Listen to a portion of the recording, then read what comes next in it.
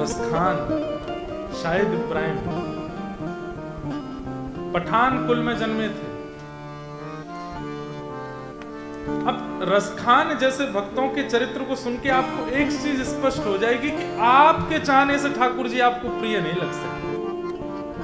ठाकुर जी को आपके ऊपर दृष्टि पड़ी है, इसलिए आपके अंदर उनके प्रति प्रेम है।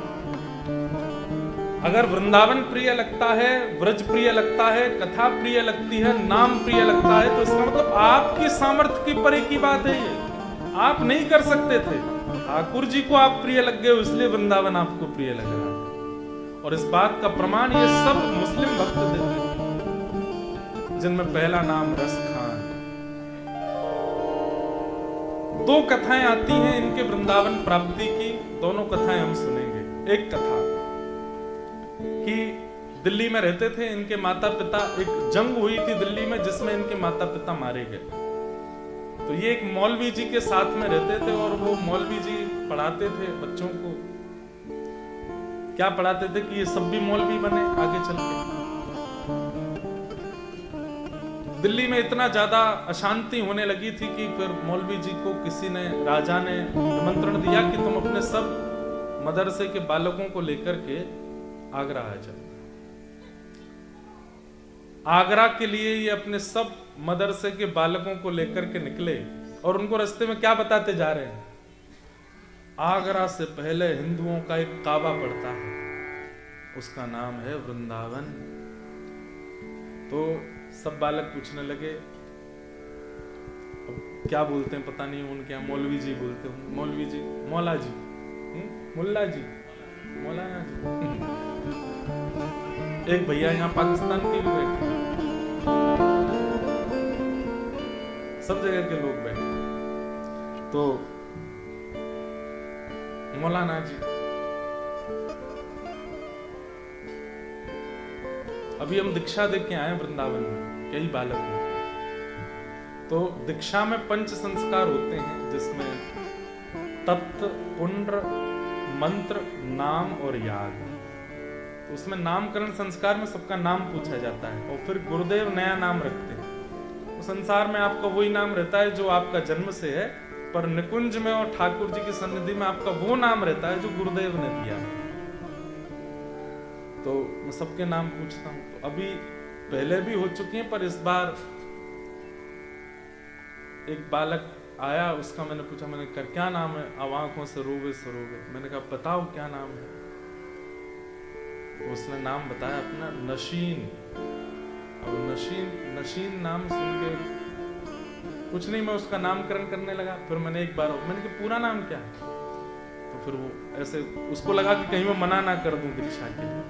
मैंने पूरा नाम बता, तो फिर उसने नशीन हुसैन करके अपना नाम। मैंने कहा कहाँ से हो आप? बोले आप दीक्षा दे दीजिए, फिर मैं सब बता दूंगा। फिर मैंने दीक्षा दी। बंगाल से आए थे, पहले भी कई बालक, मुस्लिम बालक ले चुके हैं वैष्णव दीक्षा। मैंने कहा भाई तुमसे हमको कुछ और नहीं, बस खान पान की शुद्धि रखना, मांस मदिरा आदि इन सब का सेवन मत करना। और बोले महाराज जी कट्टर परिवार से ही हैं हम, सब 5 समय की नमाज आदि सब चलती है घर पे, पर हम बस यहाँ भागे आए, आपकी कथा सुनते रहते, मैंने बहुत अच्छा। एक बहन भी आई थी, वो भी मुस्लिम थी। कई बार एक भारतेंदु हरिश्चंद्र हुए, उन्होंने रसखान के लिए कहा है, इन मुसलमान भक्त जनन पर कोटिक हिंदू वारी है। ऐसे मुसलमान भक्त हैं कि इन पर करोड़ करोड़ हिंदुओं को भी वार देना चाहिए। अब नाम मुसलमान हो जाता है, हिंदू हो जाता है, जाति इधर उधर हो जाती है, लेकिन भक्ति जात पात पूछे नहीं को, हरि को भजे सो हरि को हो। जो हरि का है उसकी कोई जाति नहीं है। रसखान मोमिन या फिर कह दो शाहिद इब्राहिम अपने मौलाना जी के साथ में जा रहे थे। तो मौलाना जी कह रहे थे आगे हिंदुओं का एक काबा पड़ने वाला है, उसका नाम है वृंदावन। बोले अच्छा, वहां हिंदुओं का भगवान रहता है और हमने सुना है वो टेढ़ी टांग है उसकी। तो सब बालक बोले तो मौलाना जी क्या करें? बोले कानों में रुई लगा लो, आंखों पे पट्टी बांध लो। बोले इसका क्या अभिप्राय है? बोले उसको देख लोगे तो वो तुमको पागल कर देगा, अपना बना लेगा, और आंखें बंद करके कानों से अगर उसको सुन लोगे तो भी तुमको पागल कर देगा, इसलिए कानों में रुई। अच्छा, कई बालकों में ऐसा होता है स्वभाव, हमारे घर में भी बालक हो, उनको मना करो यहां मत जाओ, वहीं देखो क्या है यहाँ पे। उन्हीं बालकों में ऐसे स्वभाव वाले थे साइद इब्राहिम, जो बाद में बने रसखान। पट्टी बांधी लेकिन थोड़ी ढीली सी, कान में रुई तो डाली लेकिन थोड़े ऐसे कि ऐसा क्या है, मैं भी तो देखूं। जैसे ही वृंदावन की सीमा आई, मौलाना जी ने सबके आंख बांध दी, कानों में रुई लगा दी, और एक के पीछे एक बालक पकड़ करके चल रहे हैं, और इनका जो भी जाप होता है बोले वो जाप करते चलो, उससे दूर रहेगा वो। लेकिन जैसे ही प्रवेश किया वृंदावन में, अब बीच बीच में ऐसे उठा के देखते हैं रसखान, ऐसा कैसा बालक है, ऐसा कैसा भगवान है, टेढ़ा है। और हमारे मौलाना जी बता रहे थे छोटा है, बड़ा भी नहीं है, छोटा सा है, और छोटा सा बालक इतने लोगों को पागल कर देता, मैं देखूं तो सही है कैसा। कभी इधर से उठा के देखें, कभी कान से रुई निकाल करके सुने। इतनी ज्यादा मन में उत्सुकता होने लगी, तभी जगौ कलम बाम दृशाम मनोहरम, सुंदर वेणु की ध्वनि सुनाई दे रही है। और ठाकुर जी वेणु कैसे बजाते हैं? जिस गोपी को बुलाना है ना, उसी का नाम बोलते हैं उस वेणु में। रसखान इनका प्रथम नाम भगवान नहीं रखा। अरे रसखान तू मोयना देखेगो, मैं तो यही ठाड़ो। मुझको रसखान कौन बोला? अच्छा, जब ठाकुर जी की, अच्छा एक बात है, ठाकुर जी दिख जाए या ठाकुर जी का स्वर सुनाई दे जाए या ठाकुर जी का अनुभव होने लग जाए, तो पहली स्थिति जो होगी निर्वाक, वो बता नहीं पाओगे किसी को कि हो क्या है। किसी से अगर आपने जाके कह दिया कि मेरे साथ ऐसा ऐसा हुआ, तो समझो कि आपने ठाकुर जी को नहीं किसी और को देखा है। मीराबाई कभी नहीं बता पाई, उन्होंने पूरा ग्रंथ लिख दिया, इतनी मोटी किताब पदों की लिख दी, लेकिन बता नहीं पाई कि जब ठाकुर जी दिखते हैं तो क्या होता है। लगन लगी घनश्याम की जाए, लगन लगी घनश्याम की जाए, लगन लगी घनश्याम। नारायण जी गाते हैं, लगन लगी घनश्याम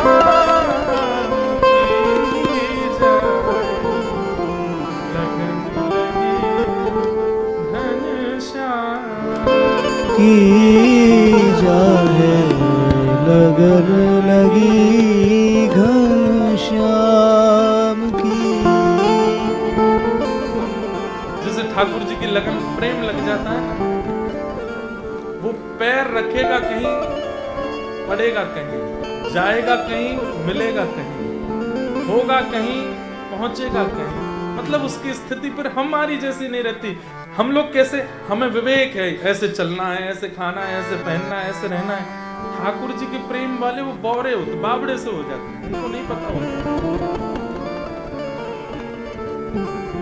रसखान चलता जा रहा है और वो स्वर कान में आता है, अरे तू आजा, मैं यहाँ खड़ा हूं, अरे देख यहाँ को देख ले एक बार। इतना सुंदर स्वर कि रसखान स्वयं को रोक नहीं पाया। प्रेम के जितने स्वरूप होते हैं, इस बार एडिलेड में कथा हुई थी, वहां मैंने प्रेम के 8 स्वभाव बताए थे, और वो 8 स्वभाव एक साथ रसखान में प्रकट होने लगे, जिसमें पहला है नेत्रों से अश्रु गिरना, दूसरा है शरीर के रोंगटे खड़े होना, तीसरा है शिवरिंग होना, हाथ पैर कांपने लगना। कई सारे उसके 8 स्वभाव हैं, मिलेगा तो कल शायद यहां भी सुनाऊं। वो 8 स्वभाव एक साथ रसखान में प्रकट होने लगे, और जैसे ही नेत्र खोल करके देखा, हाँ, त्रिभंग ललित श्याम सुंदर मुरली मनोहर ऐसे खड़े और मंद मंद मुस्का करके रसखान को अपनी ओर बुलाए। एक क्षण की वो झलक दिखते ही ठाकुर जी तो अंतर ध्यान हो गए और रसखान मूर्छित होकर गिर पड़ा।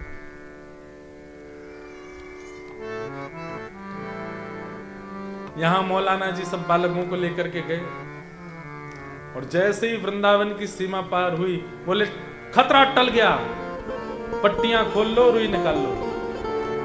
बालकों ने सबने पट्टियां खोल ली, रुई निकाल ली। बोले सब हैं ठीक है। बोले अरे मौलाना जी वो मोमिन कहाँ गया, शायद कहाँ गया, अरे अरे कहाँ गया। दौड़ करके गए तो देखा जाकर के हमारा शरीर कांप रहा है, नेत्रों से अश्रु गिर रहे हैं और पूरे शरीर के रोंगटे खड़े हो रहे हैं। एक बात और, यदि कृष्ण प्रेम में कोई व्यक्ति पड़ गया हो, उसको कोई अगर छू देना तो उसको भी हो जाएगा। संक्रमित रोग है प्रेम। और ये हंसी वाली बात नहीं है, ये सीरियस बात है। इसीलिए वृंदावन के महापुरुष अपने पैर नहीं छूने देते, दूर से प्रणाम करो। क्यों? अनधिकारी ने पैर छू लिया, घर बार छूट जाएगा, यहीं पड़े रह जाओगे फिर। इसलिए महापुरुष पैर नहीं छूने देते। हमको भी आज्ञा दो चीजों की कि एक तो किसी के सिर पे हाथ मत रखना, किसी से पैर मत छुपाना। गुरु पूर्णिमा छोड़ के, इसलिए गुरु पूर्णिमा पर पैर छुआए थे इस बार, पहली बार। ये तुम पैर नहीं छुपाता, इसलिए हमारे वृंदावन के महापुरुष पैर नहीं छूने देते। क्यों? एक बार मैंने एक महाराज जी से पूछा तो महाराज जी बोले प्रेम लक्षणा भक्ति खुजली की तरह है। खुजली कैसी होती है? एक को होती रहती है, अगर दूसरा उसको छू दे तो उसको भी हो जाती है, और खुजाने में बहुत आनंद आता है। उस प्रेम में उसी को आनंद आता है जो कृष्ण प्रेम में है, दूसरे को नहीं पता होता, लेकिन दूसरे के स्पर्श से वो रोग लग जाता है। मौलाना जी ने तुरंत बालक को छूना नहीं, इसको छूना नहीं। पकड़ लिया, उस कालिया ने पकड़ लिया, टेढ़ी टांग वाले ने पकड़ लिया, भागो यहां से। और रसखान जी को वैसा ही रोता बिलकता छोड़ करके भाग गया। किसी रसिक ने जब आकर के देखा रसखान जी को, ले जाकर के यमुना जल पिलाया, व्रज की रज माथे से लगाई, द्वादश तिलक किए, क्योंकि जो शरीर की स्थिति थी ये किसी कृष्ण प्रेमी की ही है। कृष्ण प्रेमी की स्थितियां कैसी हैं? 6 लक्षण। वाक् गदगदा द्रवते यस्य चित्तम रुदत्य भिक्षणम हसति क्वचिच्च विलज्ज उद्गायत नृत्यते च मदभक्ति युक्तो भुवनम पुनातु। पहला, वाणी गदगद हो जाएगी। दूसरा, हृदय द्रवित हो जाएगा, कभी भी रुदन करने लगेगा, कभी भी हंसने लगेगा। और विलज्ज उद्गायत नृत्यते च, भुजा उठाकर के नृत्य कीर्तन करने लगेगा। ये 6 लक्षण भगवान कहते हैं मेरे भक्त के। जैसे हम अगर देखें तो पागल की उपाधि देंगे, पागल। 6 लक्षण ऐसे, वो 6 लक्षण रसखान जी में प्रकट हो रहे हैं, लेकिन रसखान जानते नहीं है कि वो कौन है जिसको मैंने देखा। जब होश में आए तो जो व्यक्ति थे उन्होंने पूछा कौन हो भाई, क्या नाम है तुम्हारा? बोले मेरा नाम क्या है, मुझे नहीं। कहां से आए हो? बोले मुझे ये भी नहीं पता। बोले क्या याद है अंतिम? सांवरी सूरत, सांवरी सूरत, मोहनी मूरत, हृदय लियो चुराए, हृदय लियो चुराए, बाकी चाल चले मन, बाकी चाल चले मनमोहन, अब जिए को नाही सुहाए, अब जिए को अब संसार का मुझे और कुछ याद नहीं, केवल इतना याद है। एक सांवला सा मोहिनी से मूरत थी उसकी। कौन था? अब सोचिए, कोई साधन नहीं है रसखान के पास, कभी जप नहीं किया, कभी गंगा स्नान नहीं किया, कभी तीर्थ नहीं गए, कभी प्रसाद नहीं पाया, कभी किसी महापुरुष की कथा नहीं सुनी, कभी कोई साधन नहीं किया था रसखान ने। जन्म से मुसलमान, ईद करते हैं, नमाज करते हैं, सब अपने धर्म के सारे काम किए, बस रोने लगे उस महापुरुष के चरण पर। कौन है वो, कौन है, मुझे कुछ नहीं चाहिए, केवल उनको देखना है, वो कौन है। तब उस महापुरुष ने बताया, बोले वो तो नंद नंदन। बोले कौन नंद नंदन? बोले नंद जी के लाला। कौन नंद जी, कौन उनके लाला? तब उस महापुरुष ने पूरी भागवत की कथा सुनी और संपूर्ण भागवत कथा सुना करके कहा कि ये है श्री कृष्ण। जब गोपी गीत में गोपियों को छोड़ करके अंतर ध्यान हो गए श्री कृष्ण, और गोपियां इधर उधर यत्र तत्र ढूंढ रही हैं, कृष्ण को पुकार रही हैं, उस समय रसखान की कथा सुनते सुनते स्थिति गोपियों जैसी हो गई, इधर गिरते हैं उधर गिरते हैं। बोले ऐसे ही मुझे छोड़ के चले गए, कहां चले गए, बुलाइए ना उन्हें।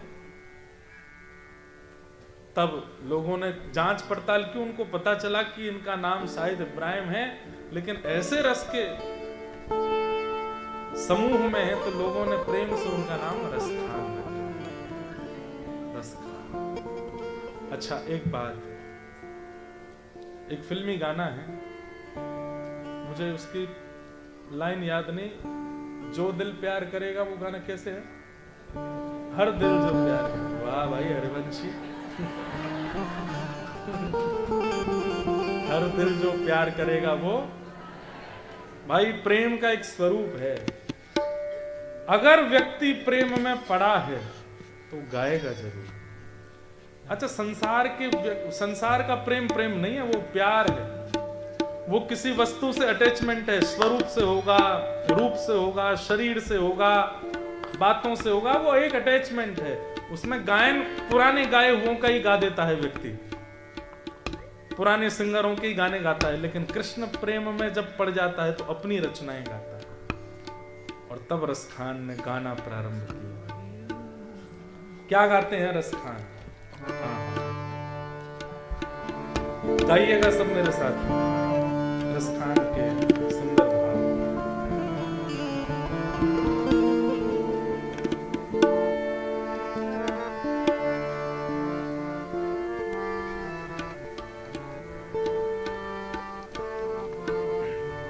ब्रह्म में ढूंढो पुराण ब्रह्म में ढूंढो पुराण ब्रह्म में ढूंढो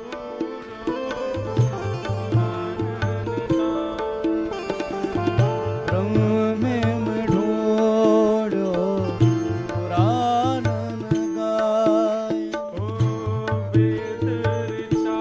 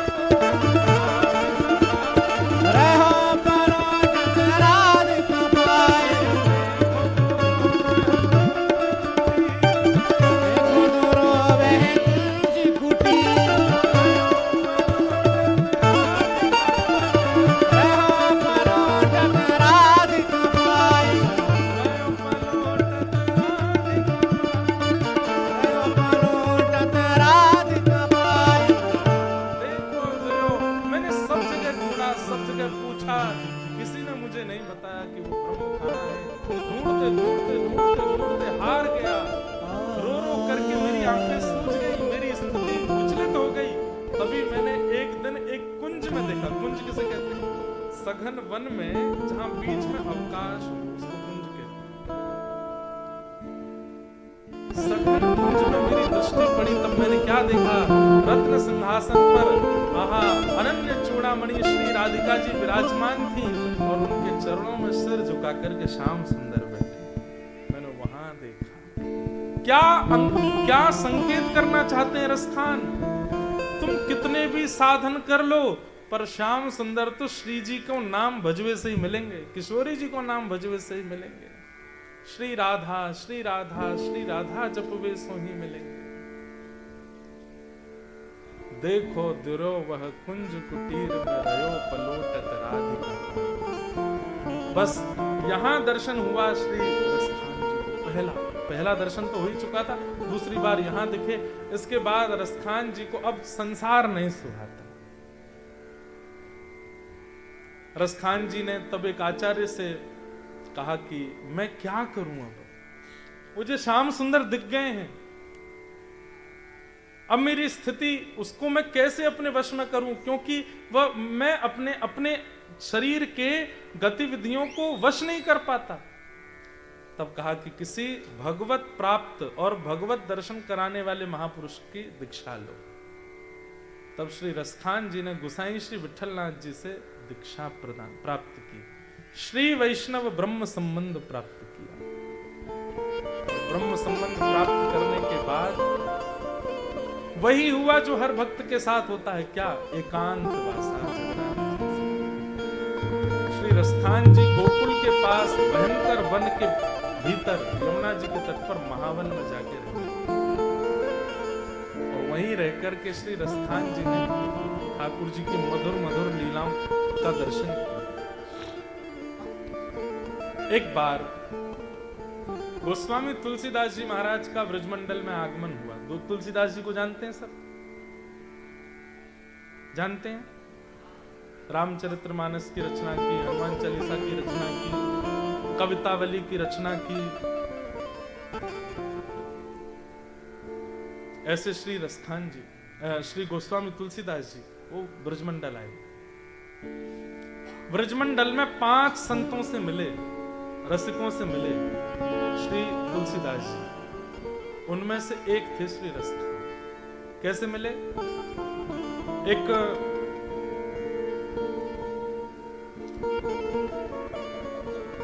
भगीरथ ग्वाल नाम का एक ग्वारिया था। ग्वारिया जानते हैं? गैया चराने वाला। अच्छा, एक बात और पता चली आज हमको। आपकी न्यूजीलैंड की जनसंख्या है 53 लाख। कितनी है? 53 लाख। और यहां भेड़ बकरियों की जनसंख्या 1 करोड़। गायों की जनसंख्या 60 लाख। अगर भेड़ और गैया मिलके एक फौज बना के यहां के मानवों पर आक्रमण करें तो हरा देंगे। आप 53 लाख हो, वो 1 करोड़ 60 लाख। लेकिन कितना अच्छा है, मानव कम है यहाँ। आप लोगों के लिए एक फायदे की बात है कि यहाँ आपका भजन बहुत अच्छा हो सकता है। वजन भी हो सकता है, भजन भी हो सकता है। भजन बहुत अच्छा बन सकता है। क्यों? क्योंकि शांति है। लेकिन दुर्भाग्य की एक बात है कि ये सब जो है ना, ये भोग नगरियां हैं, ये भोग देश है। यहाँ भोग बहुत इजी है। आंखों के, कानों के, नाक के, जीव के, त्वचा के जो भोगी वस्तु हैं वो बहुत इजीली यहाँ मिल जाते हैं। इसलिए भजन थोड़ा दिक्कत देता है। लेकिन भैया कमल कीचड़ में ही खिलता है। यहां अगर आपने रह के भजन कर लिया तो शायद आपको ठाकुर जी बहुत जल्दी मिल जाएंगे, क्योंकि इन भूमियों पर भोग बहुत सहज है। इसलिए यहाँ की शांति का फायदा उठाइए, यहाँ के वातावरण का फायदा उठाइए, यहाँ की जो पीस है, जो वातावरण है, उसका फायदा उठा करके भगवत भजन में लगो। तो गोस्वामी तुलसीदास जी महाराज ब्रजमंडल आए और ब्रजमंडल में एक भगीरथ ग्वारिया के यहाँ गोस्वामी तुलसीदास जी रहते थे, निवास कर रहे थे। बहुत सेवा करता था उनकी। उसी को गोस्वामी जी कहते थे कि भाई इस भक्त का दर्शन कराओ, वो लेके जाता था। गोस्वामी जी ने कहा भाई हमने एक यवन कुल के व्यक्ति के बारे में सुना है, वो यहीं रहता है। अच्छा, रसखान जी का विरोध भी बहुत करते थे, बहुत विरोध होता था। एक तो मंदिर में प्रवेश नहीं करने देते थे उनको, बाहर से ही दर्शन करते थे। और यदि वो कोई पद गाते, उनके पद को सुन के कोई समाज में गा देता तो समाज ही उठ जाते थे। किसका पद गा रहे हो? म्लेच्छ का पद गा रहे हो, यवन का पद गा रहे हो। अरे महाराज वो म्लेच्छ यवन बाद में, पहले देखिए ना कैसा भक्त है। अरे भक्ति भक्ति सब आडंबर है उसका। संसार बात बनाने में बहुत अच्छा, सबके ऊपर बना देते हैं, 2 मिनट लगती है। रसखान जी पर भी बहुत उनका विरोध बहुत होता है। गोस्वामी तुलसीदास जी महाराज ने एक यवन भगीरथ ग्वारिया से कहा कि मुझे उस यवन को मिलना है। वो कहा? बोले वो महावन पर एक टीला है। टीला कहते हैं मिट्टी का जो ऐसे पहाड़ जैसा छोटा सा खड़ा हो जाए, उसको टीला बोलते हैं। बोले उस पर वो रहते हैं, पूरे दिन रोते रहते हैं महाराज, यहीं पड़े रहते हैं। कोई भोजन दे जाए तो पा लेते हैं, नहीं तो कितने कितने दिन भूखे और केवल रोते रहते हैं। हे श्याम सुंदर, हे माधव, हे गोपाल, ऐसे ही कहते रहते हैं। गोस्वामी जी बोले मैं उनका दर्शन करने जाऊंगा और तुम मत चलना, मैं अकेले जाऊंगा। ग्वारिया लौट गया, गोस्वामी तुलसीदास जी पहुंचे। गोस्वामी जी के सिर पर उर्दपुंड देख के, गले में कंठी माला देख करके और धोती स्वरूप देख करके रसखान जी समझ गए कि कोई महापुरुष है। गोस्वामी जी प्रणाम करने की स्थिति में आए, उससे पहले तो रसखान जी ने दंडवत कर लिया। बोले महाराज ये सब मत करो, मैं इसका अधिकारी नहीं हूं, आप मुझे प्रणाम क्यों करने लग रहे थे? अरे रसखान, आप वो हैं जिनका रूप देख करके रस का संचार हो जाता है। कैसे हैं? बोले बिना ठाकुर जी के कैसे हैं? बिन जल मछली वैसे। रोने लगे, व्याकुल हो गए, गोस्वामी जी के चरण पकड़ दिए। बोले कि मुझे बताइए ना कि नाथ कब मिलेंगे। गोस्वामी जी बोले वो सब तो बात बाद की है, ये बताओ मैंने सुना है सालों से यहीं महावन के टीला पर पड़े हो, क्यों? बोले प्रतीक्षा करता हूं, मैंने सुना है कि गोकुल से ठाकुर जी गैया चराने जाते हैं तो यहीं महावन होके जाते हैं, प्रतीक्षा कर रहा हूं कि किसी दिन दिख जाए। तो गोस्वामी जी बोले सही सी बताना, दिखे कि नहीं दिखे? रसिक जो होते हैं ना बंधुओं, वो अपना अनुभव ज्यादा बताते नहीं, वो छुपाते हैं। और रस बताने से रस घटता है, प्रेम बताने से प्रेम घटता है। टॉफी रैपर में है तो कोई चेंटी उसको नहीं खाती, लेकिन अगर रैपर हटा दिया जाए तो चेंटियों का झुंड लग जाता है। ऐसे ही भक्ति प्रेम, इसको जितना हो सके रैपर में छुपा करके रखो, नहीं तो ये संसार रूपी चेंटियां लग जाती हैं उसको। और हमारे साथ तो ये बहुत ज्यादा होता है, क्योंकि कथा करते हैं, कथा में कई अनुभव अपने निकल जाते हैं बोलते बोलते, और उसके कारण फिर अनुभव होने बंद हो जाते हैं। इसलिए किसी को अगर अनुभव होता है तो छुपाइए, बताओ। रसखान जी कुछ नहीं बोले, बस नीची नजर करके बैठे हैं। तुलसीदास जी बोले मुझे बता सकते हो? मैं भी अनुभव करता हूं, मुझसे कह सकते हो? देखा तुमने श्याम सुंदर को? जब मुख ऊपर किया तो आंखों से विरल अश्रुधार, नेत्र लाल पड़ गए थे रसखान जी के। बोले हाँ देखा। बोले कैसे देखा, जरा बताओ। तब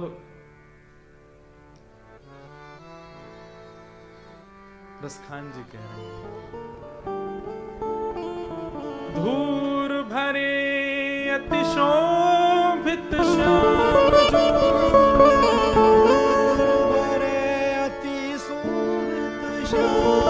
दर्शन करिएगा, नेत्र बंद करो, शब्दों को सुन के दर्शन करो। कैसा दर्शन श्री रसखान जी को हो रहा है? हम हिंदू हैं, हम ब्राह्मण हैं, हम क्षत्रिय, हम वैश्य हैं, हम यज्ञ कराते हैं, हम कथा सुनते हैं, नाम जप करते हैं, तिलक माथे पर लगाते हैं। ऐसा अनुभव हमको नहीं होता जैसा एक म्लेच्छ कुल में जन्मे श्री रसखान जी को होता है। धूर भरे, ठाकुर जी का अंग कैसा है? सांवला, लेकिन उस सांवले अंग पर धूल लगी हुई है। केशों में थोड़ी धूल लगी है, माथे पर धूल लगी है, गाल पर धूल लगी है।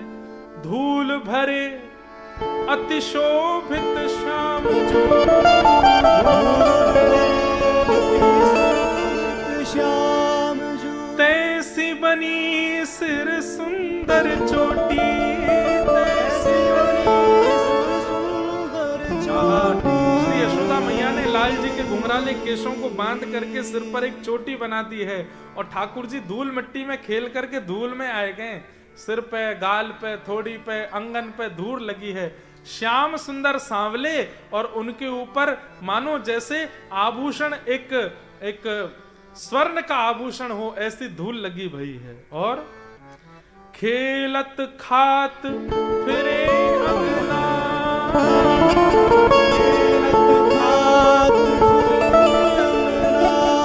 पग पे जनी बाजत पीर कठोरी,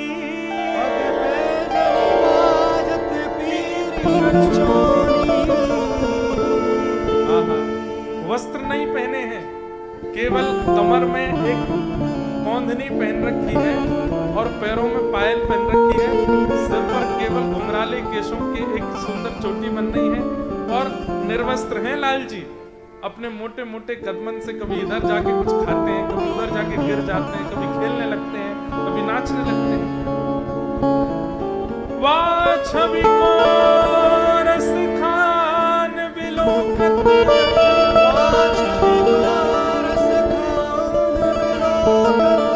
भारत काम कला निज कोटि, भारत काम कला। इस रूप का दर्शन करके श्री रसखान जी दूर से ही बलैया ले रहे हैं ठाकुर जी की। इतने सुंदर लग रहे हैं ठाकुर जी, इतने सुंदर लग रहे हैं। काग के भाग बड़े सजनी, काग के भाग बड़े सजनी, हरि हाथ सोले गयो हरि हाथ सोले। गोस्वामी तुलसीदास जी भी दर्शन कर रहे हैं। आहा कितने सुंदर लाल जी लग रहे हैं, घुटमुन चल रहे हैं, खड़े होके गिर रहे हैं, सिर पर चोटी लग रही है और कभी कभी कुछ खा रहे हैं, कभी कुछ बोल रहे हैं। अरे तभी रसखान कहते हैं गोस्वामी जी देखिए तो, बोले क्या? ठाकुर जी के हाथ में यशोदा मैया ने माखन रोटी दी है, 4 दांत निकले हैं अभी और 4 दांतों से प्रेम से रोटी खा रहे हैं, मक्खन लगी भाई। इतने में ही एक कौवा आया है और श्री ठाकुर जी के हाथ से बचे भाई वह रोटी के टुकड़ा को लेके भाग गए और ठाकुर जी रो रहे हैं। उस काग को दिखा करके रो रहे हैं यशोदा मैया से, मैया मेरी रोटी ले गयो, या कौआ को पकड़ के लाओ, ये मेरी रोटी ले गयो है। मैया नई नई रोटी बना के दे रही है। ठाकुर जी कह रहे ना, जे नहीं पाऊंगो वही बारी पाऊंगो। गोस्वामी जी भी रुदन कर रहे हैं। यहाँ रसखान भी कह रहे हैं काग के भाग बड़े सजनी, काग के भाग बड़े सजनी, हरि हाथ सो ले गयो माखन रोटी, हरि हाथ सो ले गयो माखन रोटी। सूरदास जी के नेत्र सजल, श्री तुलसीदास जी के नेत्र सजल। रसखान को हृदय से लगा लिया। परिवार रसखान, यहाँ बैठे बैठे तो को दर्शन हूं मैं निकुंज में। ठाकुर जी कहाँ लीला कर रहे हैं, यशोदा जी के लाल जी क्या लीला कर रहे हैं। और कोई दर्शन हो तो बताओ ना। बोले एक दिन इसी टीला पर बैठे बैठे मैंने जो देखा वो आपको बताऊं। बोले हाँ बताओ। जा दिन ते नंद को छोरा, जा नंद को छोरा, जा दिन तेवर नंद को छोरा, जा दिन तेरे नंद को छोरा।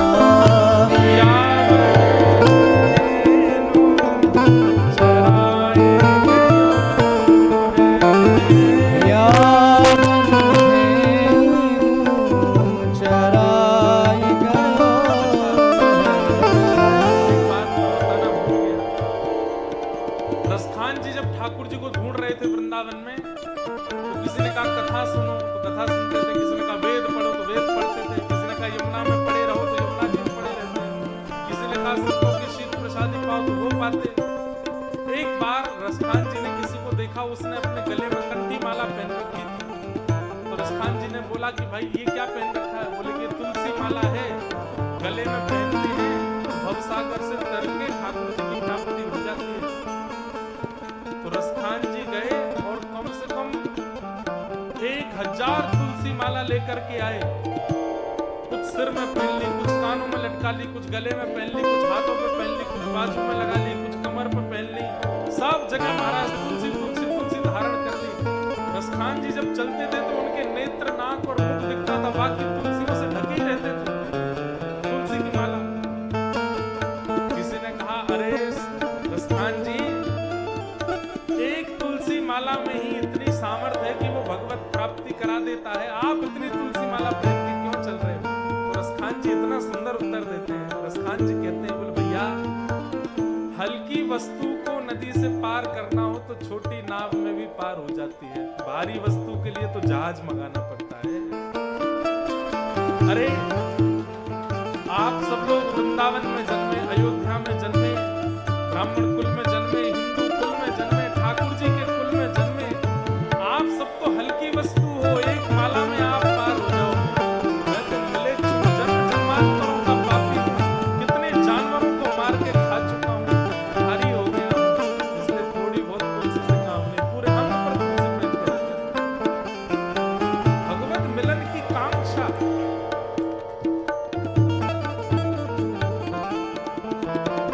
अच्छा, संसार में और भक्ति में एक अंतर है बंधु, बहुत ध्यान से सुनना। संसार में चाहने से कार्य पूरे नहीं होते, करने पड़ते हैं तब कार्य पूरे होते हैं। लेकिन भक्ति में चाहने से ठाकुर जी मिल जाते हैं। केवल चाह लो तो मुझे प्रिया प्रियतम मिल जाए, वो चाह ही मिला दे। भक्ति में और संसार में ये अंतर है कि संसार में चाहने से नहीं, करना पड़ता है, लेकिन भक्ति में तो केवल चाह लो, हे श्याम सुंदर मुझे मिल जाएगी, हे प्रिया प्रियतम मुझे मिल जाएगी, ये चाह मन में प्रकट कर लो, कुछ मत करो, केवल चाह लो कि श्याम सुंदर मिल जाएंगे, चाहने से मिल जाते हैं। रसखान बता रहे हैं, इस टीले पर इतने सालों से मैं क्यों पड़ा हूं, क्योंकि मुझे एक दिन यहाँ दिख गए थे। जा दिन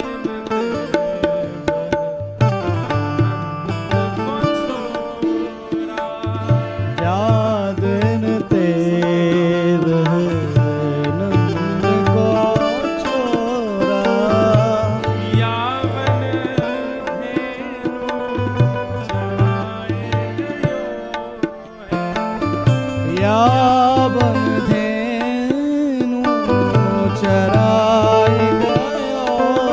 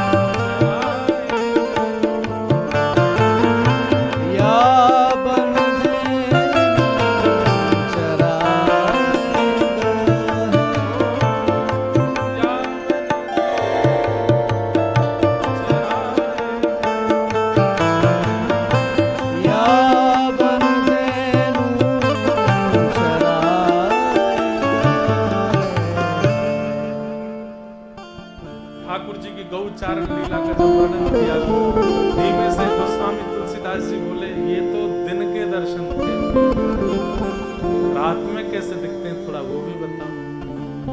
और रसखान जी ने ठाकुर जी के रास प्रिया जी के साथ, सब गोपियों के साथ, और श्री जी ठाकुर जी दोनों कैसे रास विहार, कैसा नृत्य करते। देखो देखो रे देखो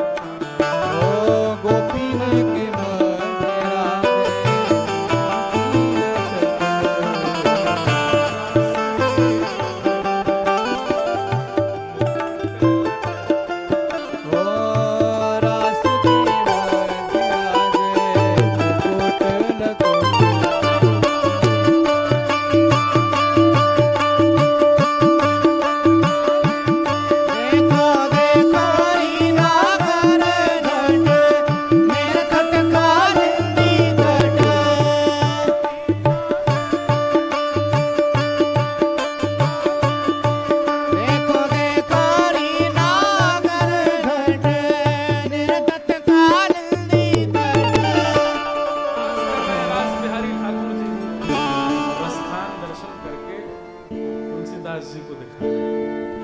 तुलसीदास जी गले से लगा लिया रसखान जी।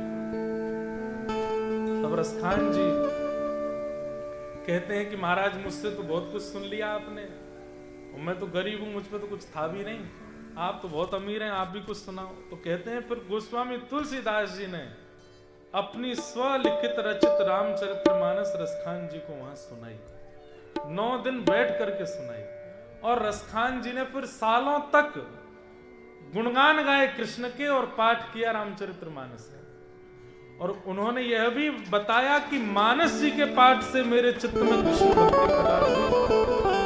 नित्य रामचरितमानस जी का पाठ करते थे। एक दिन वहीं टीला पर बैठे थे महावन के, रो रहे थे, नाथ कब आओगे। तभी देखा सुंदर गैया आ रही हैं, और ये महाराज इतना बड़ा मोर मुकुट धारण करके ठाकुर जी अपने कंधा को ऐसे लाठी पर टांगे और मधुर चाल चलते हुए आ रहे हैं। तभी क्या देखा कि पुष्प वर्षा हो रही थी। तो आपने ठाकुर जी को देखने के बाद तो भूल ही गए कि कहीं और देखें, लेकिन सोचे कि इतने सुंदर पुष्प वर्षा कौन रहा है। तभी आपने देखा एक झरोखे से श्री श्री जी किशोरी पुष्प वर्षण कर रही है। ठाकुर जी गैया चरा के आज किशोरी जी के दर्शन करके रसखान। अब ठाकुर जी से प्रार्थना बोले, इनकी प्रार्थना करके बूढ़ा हो गया।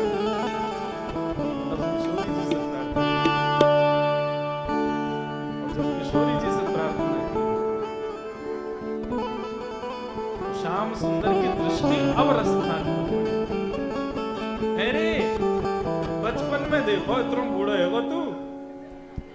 ठाकुर जी रसखान बोले, आपको पता भी है कि अरे नेक्स्ट तो आयो ब्रजमंडल में, तब देखो मैंने, इतने दिन आते यहीं पड़ो है।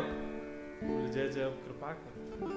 तब किशोरी जी और ठाकुर जी दोनों सम्मुख आए, रसखान का हाथ पकड़ करके सिर पर हाथ रख रसखान जी ने दंडवत प्रणाम किया, वहीं शरीर का त्याग करके।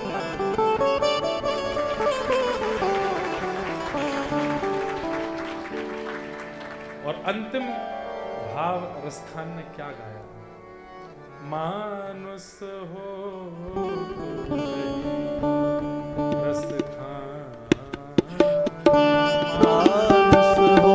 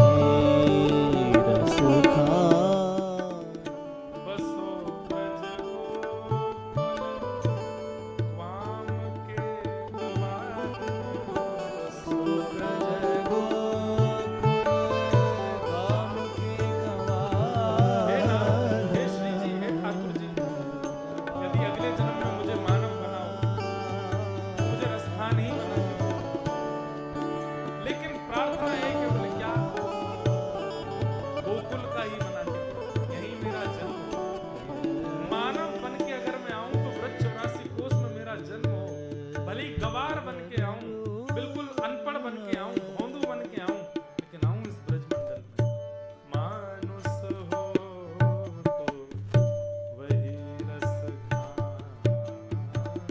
मानुस हो तो वही रसखान। गाते गाते रसखान जी को लगने लगा ये मैंने क्या कह दिया, इस संसार में सबसे बड़ी उपलब्धि है मानव बनना, और मैं इतना योग्य तो नहीं कि मैं कह दूं कि मैं, अरे जब उद्धव जी ब्रज आके कह सकते हैं कि आशाम हो चरण रेणुजा श्याम हम श्याम वृंदावने किमपि गुलमल, तो टाइम क्या हो गया भैया।